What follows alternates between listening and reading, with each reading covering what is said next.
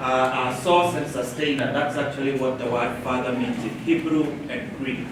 So this is happening in schools. I'll give an example of our schools. We have our own school, which is Lenana. We have students who have been affected by the fatherhood crisis. This means there are many sources, but those sources are not sustaining that which they have sourced.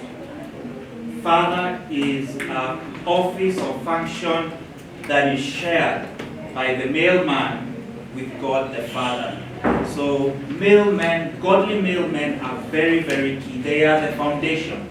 And so if this is to sensitize us that we have children who are from families which have broken godly fatherhood. They have been wounded. And so as a result, their identity is affected, their self-esteem is affected, their grades are affected. There is what I would call feminism, when the male child only experiences the model of the female, and that is the mother, single mother homes. And the boys who are raised by single mothers, all they see is femininity.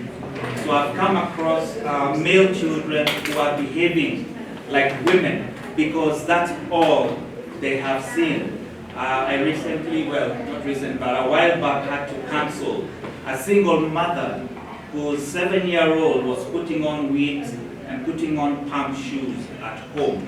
But that's what he's seen, that's what he's used to. So you can imagine the kind of fatherhood crisis that we're facing today. So please, as a good practice, because it's about good practice for this poster and this poster, now for mine, the fatherhood crisis, please let us identify these students, these children, and be aware that there is a fatherhood crisis.